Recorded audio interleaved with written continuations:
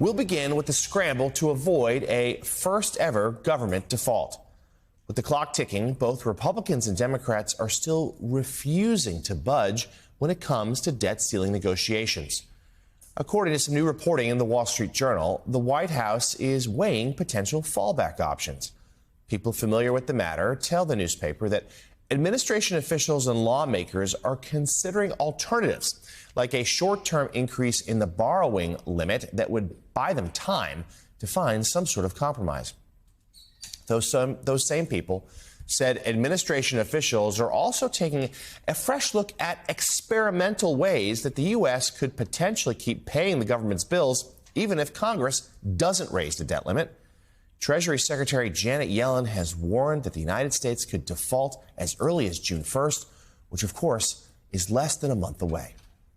Joining us now, co-founder of Punchbowl News, Anna Palmer. She is an MSNBC contributor. Great to see you, as always, my friend. So first, let's talk about some of these outside-the-box options that the White House is considering. Their public rhetoric has always been, hey, this is Congress's job. You got to get this done. What are some of the alternatives they're looking at? Yeah, I mean, I think this is getting a little bit ahead of ourselves here, right? We're going to have the first meeting between Biden and the leaders of Congress next week. But certainly, they're trying to see, is there any fallback options, right? So far, both camps have really stuck to their kind of negotiating positions. And the question is going to be, will the Biden administration budge at all when it comes to spending cuts? Will it try to negotiate with Kevin McCarthy? So far, I think what we're really seeing is a White House who doesn't understand how to negotiate with Republicans, and which is why we're seeing this new reporting on saying, okay, well, if we can't figure it out with McCarthy, what are we going to do?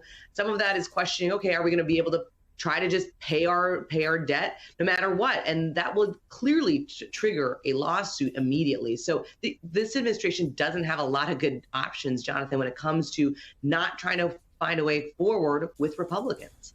I guess the counter there is they're saying, well, we will negotiate with Republicans, but we'll do so on the budget. The debt ceiling should be a separate matter. And that's why it seems like these two parties they're just talking past each other. They can't even agree on the basic premise of this meeting. So let's go there. I mean, what are the expectations for this White House meeting next week, Tuesday, with all the big four congressional leaders and the president? Do we have any hope at all of some sort of breakthrough?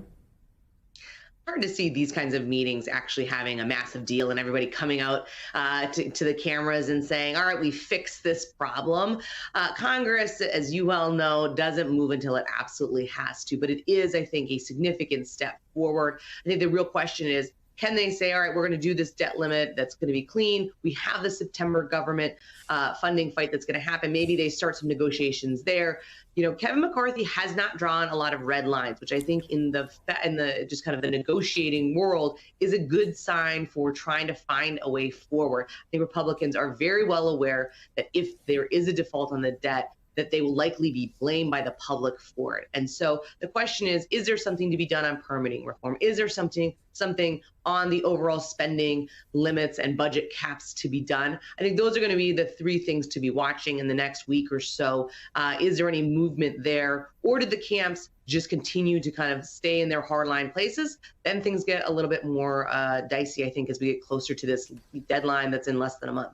Yeah, the White House is convinced that, at least at this moment, the politics of the issue is on their side. That said, if we do default, everyone's going to take the blame. And certainly Americans themselves will feel the worst of it. We'll be talking to you a lot in the weeks ahead about this. Thank you for starting us off today. Co-founder of Punchbowl News, Anna Palmer, will be looking for the newsletter in our inboxes shortly.